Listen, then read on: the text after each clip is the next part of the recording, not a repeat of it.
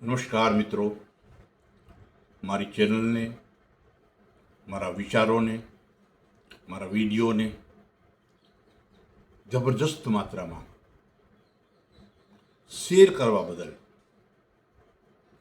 અને મારામાં ઉત્સાહનું સર્જન કરવા બદલ યુટ્યુબના સારથીઓ, નાના મોટા યુટ્યુબરો, મારા શુભેચ્છકો, મિત્રો, દરેકનો હું હૃદયપૂર્વક આભાર માનું છું. મિત્રો, આજનો જે વિષય છે કે આંતરમનને પ્રેરતા પરિબળો. આંતરમનની વ્યાખ્યા આપણે કરશું સબકોન્શિયસ માઇન્ડ, જેમની પાસે 90% ક્ષમતા છે. તો આંતરમનને જે વધારે અસર કરે છે એવા પરિબળો વિશે આપણે ચર્ચા કરવાના છે. મારા જીવનનું ધ્યેય ઘરને શાળા બનાવવાનું છે, ઘરને પુસ્તકાલય બનાવવાનું છે, ઘરને ધર્મસ્થાન બનાવવાનું છે, ઘરને સ્વર્ગ બનાવવાનું છે.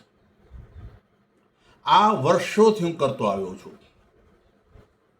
એટલે આ યુગની જે મોટામાં મોટી સમસ્યા હું સમજુ છું તે કે માણસને બીજા દુઃખ પહોંચાડે છે ત્યારે તેને ખૂબ જ ખોટું લાગે છે, પરંતુ દુર્ભાગ્યપૂર્ણ આપણે જે બોલીએ છીએ અન્યને ખોટું લાગી શકે છે અથવા લાગે છે એના વિશે જરાય એ સભાન નથી.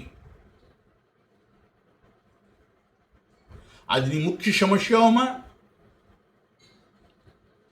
ઉચ્ચ શિક્ષિત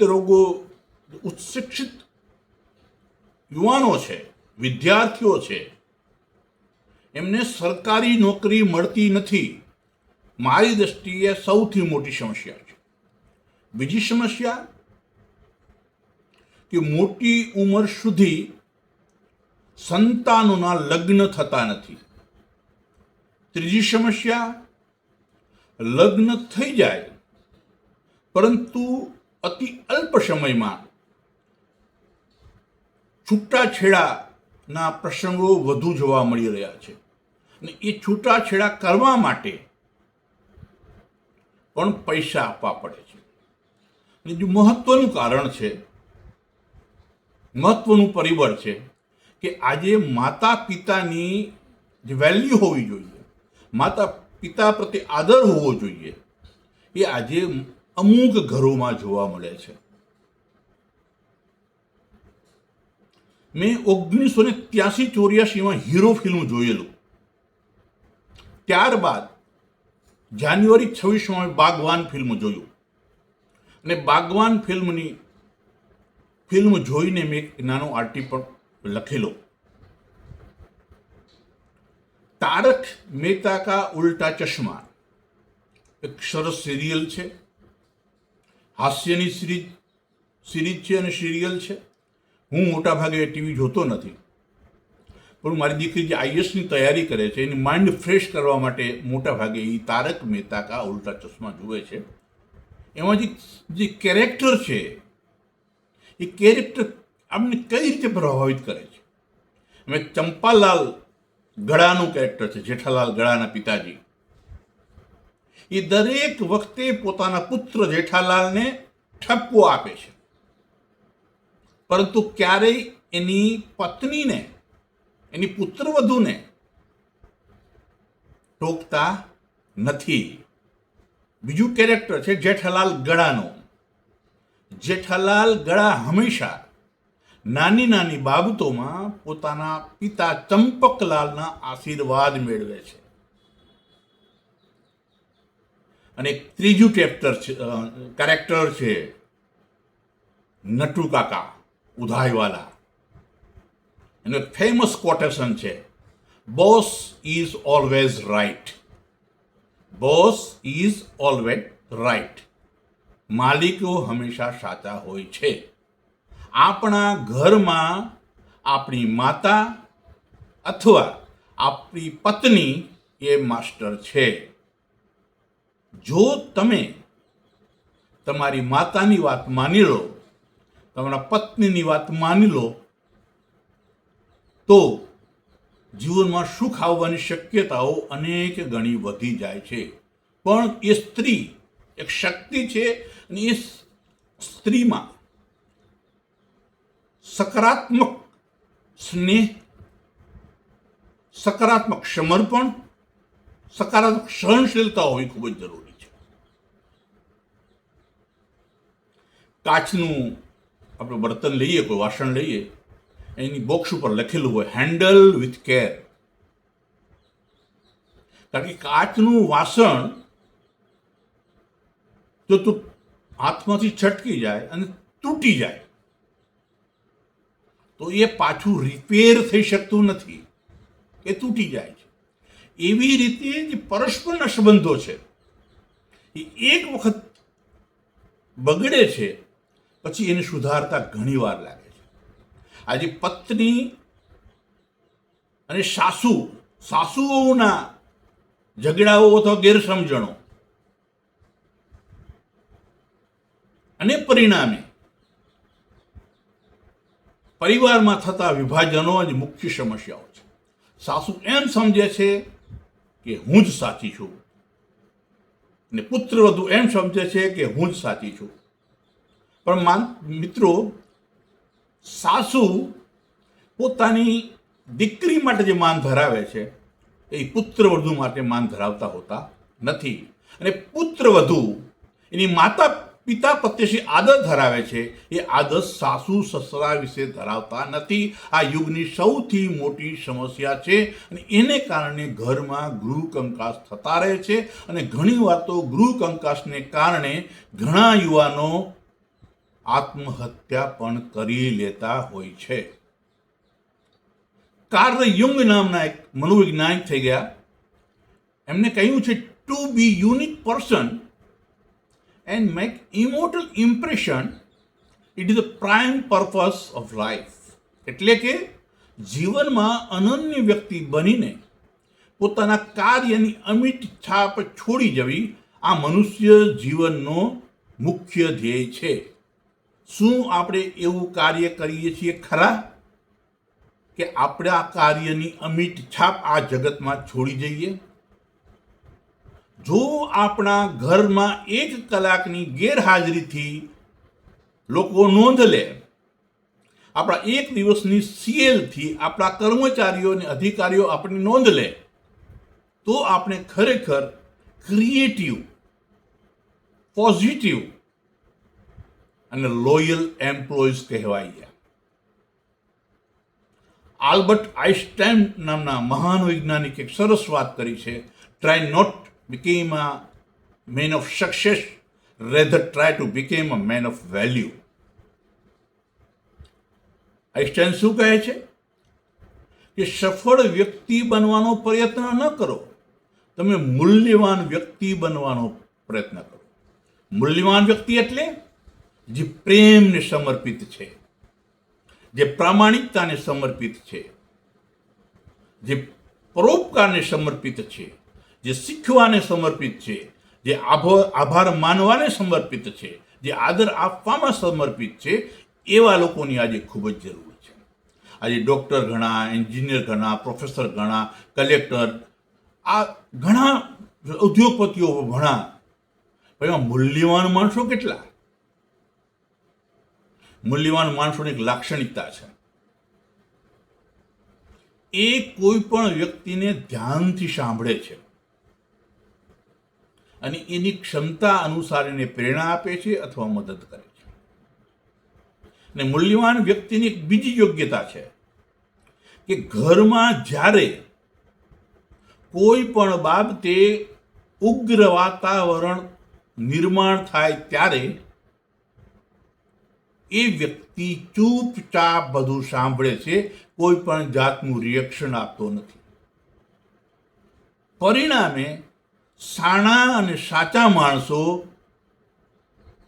પોતાની કોઈ પણ ભૂલ ન હોવા છતાં ડાયાબિટીસ અને બ્લડ પ્રેશર એના બીમાર બની જાય છે. કારણ કે જે તમે ચૂપચાપ સહન કરો છો તેમાં તો વિકૃતિ આવવાની. ને વિકૃતિ આવવાને કારણે ડાયાબિટીસ અને બ્લડ પ્રેશર થાય છે. જ્યારે તમારી અણગમતી પ્રવૃત્તિઓ તમારે ઝીલવી પડે, સહન કરવી પડે, દરરોજ સહન કરવી પડે, ત્યારે તમારા મગજમાં માનસિક વિકૃતિ આવે છે. જે ઘરમાં સમજણો વ્યક્તિ હશે એમને બધાય હેરાન પણ કરશે, પરેશાન પણ કરશે. પણ જે વ્યક્તિ કોઈનું માનશે જ નહીં એને કોઈ હેરાન નહીં કરે.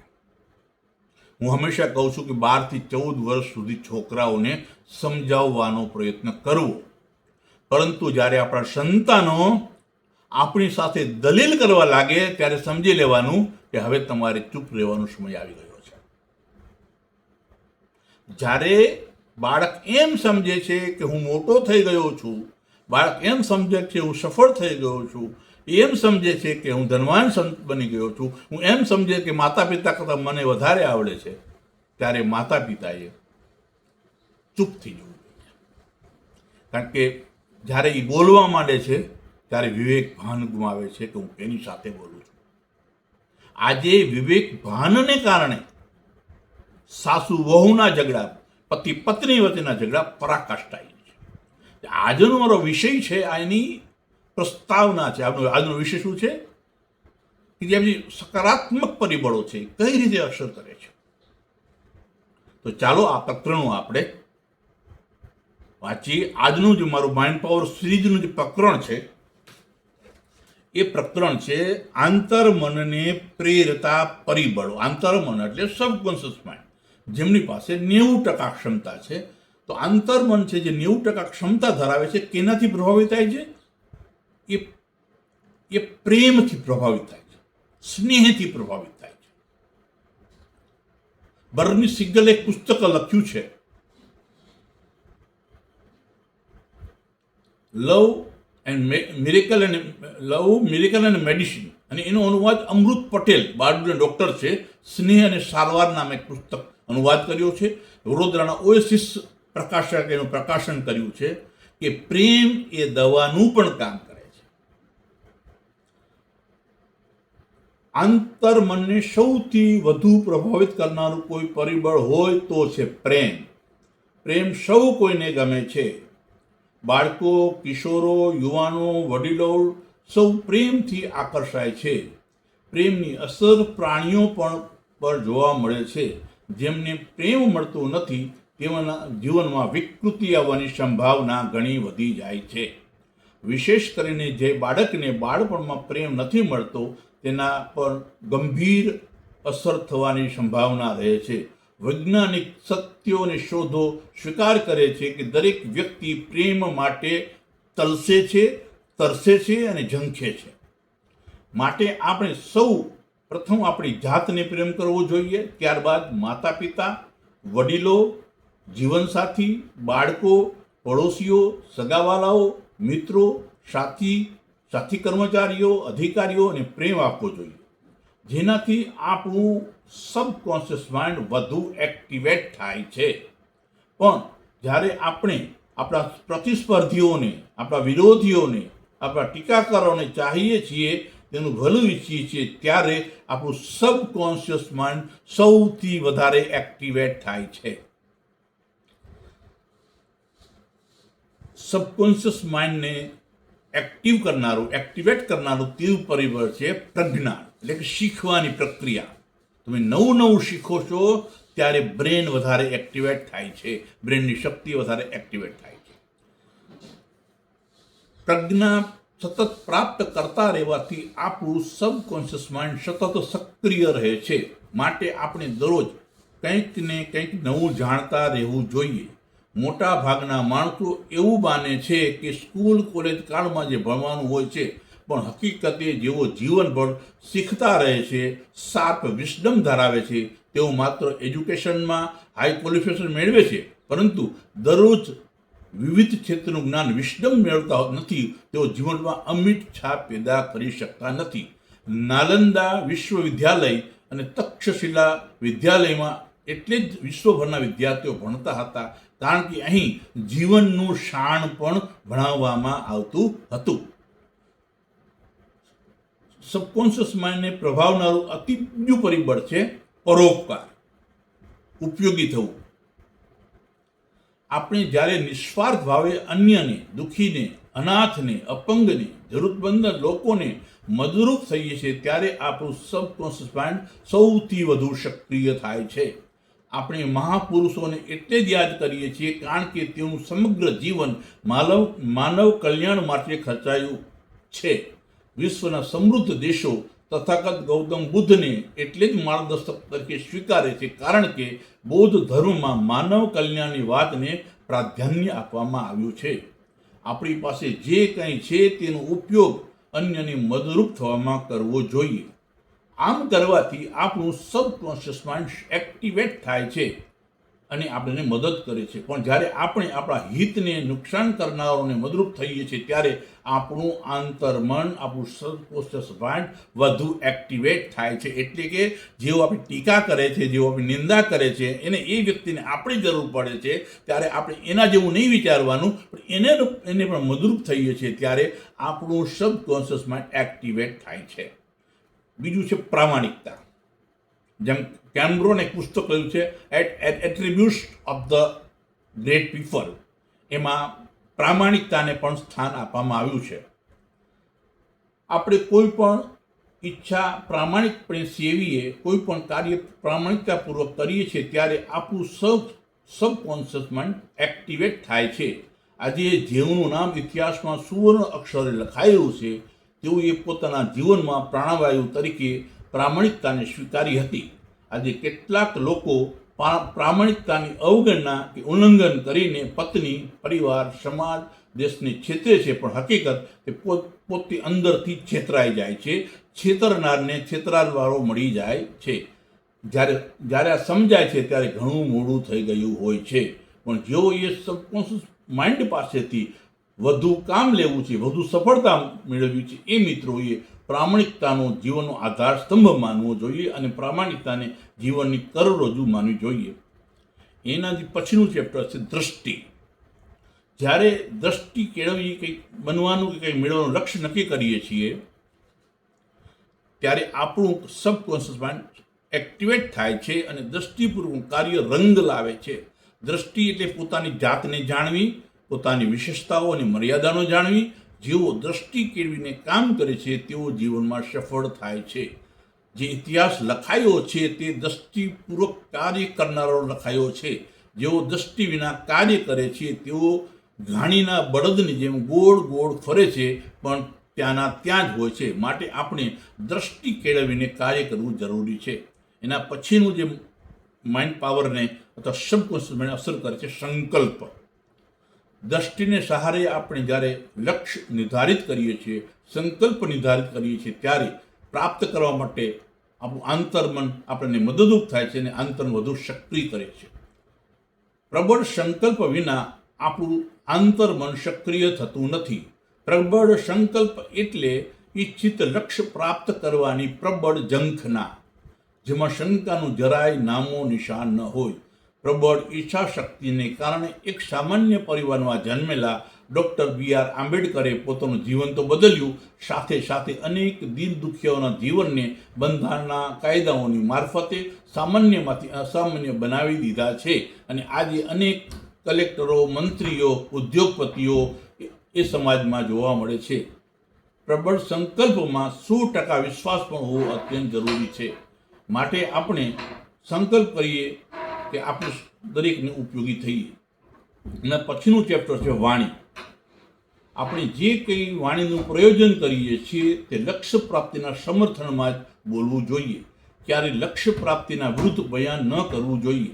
મજાક ખાતર પણ લક્ષ્ય વિરુદ્ધ કશું ન બોલવું જોઈએ, કારણ કે આપણે જે બોલીએ છીએ તેની અસર આપણા સબકોન્શિયસ માઇન્ડ પર થાય છે.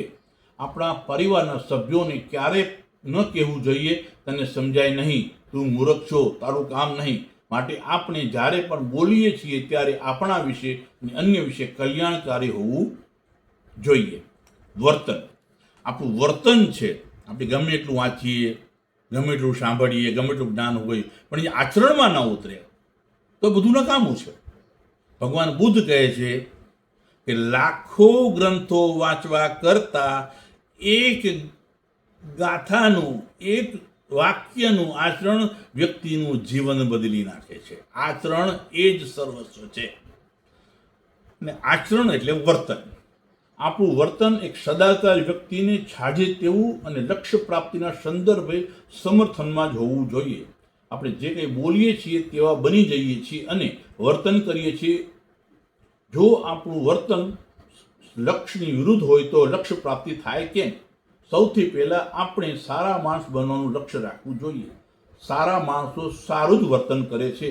આપણા વર્તનમાં માણસાઈ, વિનમ્રતા, સકારાત્મકતા, પરોપકારિતા દર્શન દરેકને થવા જોઈએ. આથી આપણું સબકોન્શિયસ માઇન્ડ એક્ટિવેટ થાય છે.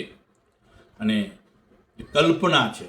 કલ્પના એટલે દૂર દૂર જોવાની કલ્પના. આચાર્ય કૃપલાણીએ એક વખત ગાંધીજીને કહેલું કે શું આપણે અહિંસાથી આઝાદી મળશે? ત્યારે ગાંધીજી એમ કહેલું કે મને ચોક્કસ વિશ્વાસ છે. તો આચાર્ય કૃપલાણી કહે છે ઇતિહાસમાં આવી કોઈ ઘટના બની નથી. ત્યારે ગાંધીજી એમ કહે છે કે ઇતિહાસમાં કોઈ પણ ઘટના ન બની હોય અને ઘટનાનું સર્જન કરવું તેને જ ઇતિહાસ કહેવાય. તો 1928માં ગાંધીજીને ભારત સ્વતંત્ર થશે એવું દેખાતું હતું, એવી તેમની કલ્પના હતી. Doctor B.R. આંબેડકરને જ્યારે 1913માં તેમના પ્રિય શિક્ષક દાદા કેલુસ્કર સયાજીરાવ ગાયકવાડ સાથે મુલાકાત કરાવે છે, ત્યારે ગાયકવાડ તેમને પ્રશ્ન કરે છે, એના સરસ જવાબ આપે છે. ત્યારે 1913માં ડૉક્ટર B.R. આંબેડકરને 1950 દેખાતું હતું. જો તમારે સફળ થવું હોય તો તમારો નકશો સ્પષ્ટ હોવો જોઈએ. પહેલાં મકાન નથી આવતું, પહેલાં નકશો આવે છે. આપણો નકશો ક્લિયર હોવો જોઈએ. નકશો ક્લિયર હોય તો બધું ઓટોમેટિક થશે. એટલે કમસે કમ તમને 2045 સુધીનો નકશો પરિપૂર્ણ હોવો જોઈએ. કલ્પના આપણા સબકોન્શિયસ માઇન્ડને અત્યંત પ્રભાવિત કરે છે. આપણે હંમેશા સકારાત્મક કલ્પના ચિત્રો જોવા જોઈએ. લક્ષ્ય પ્રાપ્તિના મનોચિત્રો વારંવાર જોવા જોઈએ. બૌદ્ધ ધર્મના ધ્યાનમાં કલ્પનાનું વિશેષ મહત્વ ગૌતમ બુદ્ધે કર્યું છે. બૌદ્ધ ધર્મ આપણી શ્રેષ્ઠ કલ્પના, આપણા મિત્ર, આપણા જેવી જ કલ્પના, એક તટસ્થ વ્યક્તિ આપણા જેવી જ શ્રેષ્ઠ કલ્પના, આપણા વિરોધી પણ માટે પણ શ્રેષ્ઠ કલ્પના મેડિટેશનમાં કરવામાં આવે છે. તેને કલ્યાણ ભાવના કહેવામાં આવે છે. આઈન્સ્ટાઈને પણ સરસ વાત કરી છે, કલ્પના સૌથી વધુ મહત્વપૂર્ણ પરિબળ છે. જેઓ કલ્પના કરે છે તેઓ મેળવે છે. એક વખત આ જગતમાં લાઇટ નહોતી. એ થોમસ આલ્વા એડિસને કલ્પનામાં જોઈ હતી અને એમને લાઇટ તો શોધી અનેક સંશોધનો કર્યા. એક વખત વિમાન નહોતું તો ઓરવેલ બંધુએ કલ્પના જોઈ અને પ્લેન હકીકતમાં બન્યું. એટલે દરેક ઘટના 2 વખત બને છે. પહેલી વખત એક સ્વપ્નસવી મહત્વાકાંક્ષી કલ્પનાશાળી પ્રતિભાશાળી વ્યક્તિના મગજમાં અને 30-40 વર્ષની વાસ્તવિક દુનિયામાં. ગૂગલે સર્ચ કરી એ એમના જે શોધકો છે એમનો જન્મ બંને શોધકોનો જન્મ 1973માં કર્યો છે. આજે ગૂગલને કારણે અનેક લોકો સુખી થઈ રહ્યા છે, અનેક સારું જ્ઞાન મેળવી રહ્યા છે. સબકોન્શિયસ માઇન્ડ સંઘર્ષથી સક્રિય થાય છે, પણ મોટા ભાગના લોકો જીવનમાં સંઘર્ષ થાય છે ત્યારે જ જંગ છોડી દે છે, જીતવાનો જંગ છોડી દે છે. પણ મહાપુરુષોના જીવનો બતાવે છે કે એમને સંઘર્ષોએ જ મહાન બનાવ્યા હતા. Abraham Lincoln, Booker T Washington, George Washington, Gandhiji, doctor B.R. Ambedkar, Abdul Kalam વગેરેના જીવન ચરિત્રો આપણે વાંચીએ તો ખ્યાલ આવે છે કે એ બહુ સંઘર્ષોમાંથી પસાર થયા હતા. સંઘર્ષ આપણા સબકોન્શિયસ માઇન્ડની અસર કરે છે. પુરુષાર્થ, પ્રયાસ, સંઘર્ષ થકી ઈચ્છિત લક્ષ્ય પ્રાપ્તિ થાય છે. સંઘર્ષ વિના આપણે કંઈ મેળવી શકતા નથી. એકને એક દિવસ ખોવાનો વારો આવે છે. જે સંપત્તિ વારસામાં મળે છે એ સંપત્તિ સંતાનો જાળવી શકશે કે કેમ એમની કોઈ ગેરંટી નથી. પરંતુ જે વ્યક્તિ ગરીબીમાંથી સંપત્તિનું સર્જન કરે છે એ વ્યક્તિ આજીવન સંપત્તિને જાળવી પણ શકે છે અને પોતાના સંતાનોના વારસોમાં આપી પણ શકે છે અને એમના સંતાનો પણ વારસામાં એ આગળ વધારે છે. આપણે જેને મહાન માણસો માનીએ છીએ તેઓએ નિરંતર સંઘર્ષ કર્યો હતો. હવે પ્રેરણા, હું પ્રેરણા ફાઉન્ડેશનના માધ્યમથી હું વર્ષોથી કામ કરું છું. હવે ગઈકાલે તમે નક્કી કર્યું છે કે પ્રેરણા ફાઉન્ડેશનના માધ્યમથી ગુજરાતની શાળા, કોલેજ, યુનિવર્સિટી, છાત્રાલયમાં ઓનલાઈન સેમિનાર કરવા, જેથી વિદ્યાર્થીઓને આપણે શુદ્ધ ચારિત્ર, આવડત, કૌશલ્ય શીખવી શકીએ અને ખરાબ સમયોમાં તેઓ ટકી શકે. ટકી રહેવું એ બહુ જરૂરી બાબત છે. માટે અમે પ્રેરણા ફાઉન્ડેશનના માધ્યમથી દરેક સ્કૂલ અને કોલેજ અને યુનિવર્સિટી અને છાત્રાલયમાં અનુરોધ કરીએ છીએ કે તમે પ્રેરણા ફાઉન્ડેશનના માધ્યમથી કંઈ સેમિનાર કરવા માંગતા હો તો તમારે પ્રેરણા ફાઉન્ડેશન, હું પ્રેરણા ફાઉન્ડેશનના એક ઓનર ડાયરેક્ટર પણ છું અને ઓનરરી મોટિવ સ્પીકર પણ છું. તમે જો કોઈ પણ સેમિનાર કરવા માંગતા હો તો મારો સંપર્ક તમે કરી શકો છો. આપણે જ્યારે લક્ષ્ય પ્રાપ્તિ માટે સંઘર્ષ કરતા હોઈએ છીએ ત્યારે અનેક નિષ્ફળતા મળે છે. નિષ્ફળતાને કારણે હતાશા અને નિરાશા આવે છે, પણ આપણે આપણા મહાપુરુષો, પ્રકૃતિ, આપણા મહાન ગ્રંથો, આપણા અંદરની પ્રેરણા લઈને નિષ્ફળતાને પચાવવી જોઈએ. અબ્રાહમ લિંકન અમેરિકાના પ્રમુખ બન્યા એ પહેલાં 11 વાર ચૂંટણીમાં હાર્યા હતા. આલ્બર્ટ આઇન્સ્ટાઈન એક વખતે ગણિતમાં નાપાસ થયા હતા. થોમસ આલ્વા એડિસન એક વખત ઠોઠ ગણવામાં આવતા હતા. ગાંધીજી બીજા ધોરણમાં નાપાસ થયા હતા. મોરારી બાપુ, પ્રખ્યાત કથાકાર મોરારી બાપુ એસએસસીમાં 3 વખત નાપાસ થયા હતા. વિન્સ્ટન ચર્ચિલ 3 વખત નાપાસ થયા હતા, છતાં પણ એને સફળ માનીએ છીએ. આપણું આંતરમન સંઘર્ષને સમયે સ્ફૂર્ણા, આવેગ, ઝબકારા દ્વારા પ્રેરણા આપે છે. આમ જે લોકો ઈચ્છિત લક્ષ્ય પ્રાપ્ત કર્યું છે એ તેઓ પ્રેરણા મેળવે છે અને પ્રેરણા મેળવવાનો સૌથી મોટો સ્ત્રોત પુસ્તકો છે, સૌથી મોટો સ્ત્રોત મહાનુભાવો છે અને સૌથી મોટો સ્ત્રોત આપણું મગજ છે. જ્યારે આપણે આંખ બંધ કરીને, શરીર સ્થિર રાખીને, બે હાથ જોડીને, પલાઠી વાળીને 10 મિનિટ સવાર અને સાંજ સ્થિર બેસીએ છીએ ત્યારે આપણું મગજ આપણે જે ઈચ્છીએ છીએ અથવા કંઈક મેળવવા ઝંખીએ છીએ એ બધી તકોને આકર્ષે છે. તો આ સફળ થવાનું મનોવિજ્ઞાન છે. એટલે આજે ઇમોશન મેનેજમેન્ટમાં ડેનિયલનું પુસ્તક વાંચવા જેવું છે. ઇમોશન ઇન્ટેલિજન્સ પુસ્તક વાંચવા જેવું છે. ડેનિયલ વેબસ્ટરનું પુસ્તક છે.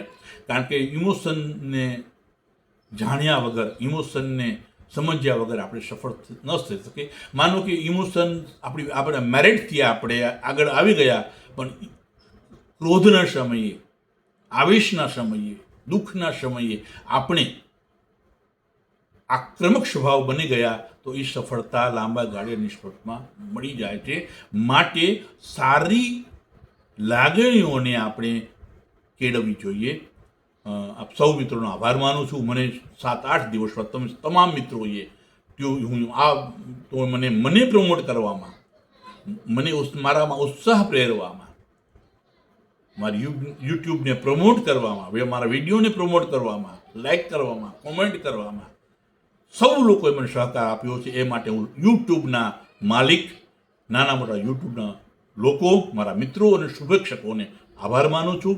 અને હું જ્યાં સુધી મારા વિડીયો તમે જોવો છો ત્યાં સુધી સૌને હું અનુરોધ કરું છું કે જો મારામાં સચ્ચાઈ દેખાતી હોય, મારા સારાપણું દેખાતું હોય તો મારા વિડીયોને તમે વિડીયોને તમે શેર કરજો, તમારા મિત્રો સુધી શેર કરજો.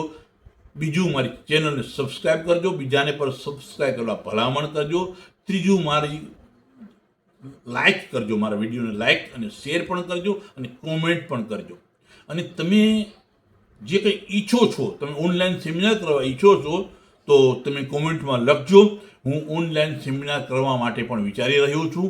કારણ કે 2024માં હું નિવૃત્ત થયો પછી હું માનું છું કે મારે સક્રિય રહેવું છે અને ઇકીગાય જાપાનનો મહાન સિદ્ધાંત છે ઇકિગાઈ, જેઓ સતત સક્રિય રહે છે એને ઇકિગાઈ કહેવામાં આવે છે. અને હું એમને મરવા માંગતો નથી, હું સક્રિયતા સાથે જીવવા માંગુ છું અને સક્રિયતાની સાથે સાથે મરવા માંગુ છું. હું તમામનો આભાર માનું છું. Thank you, thank you, thank you.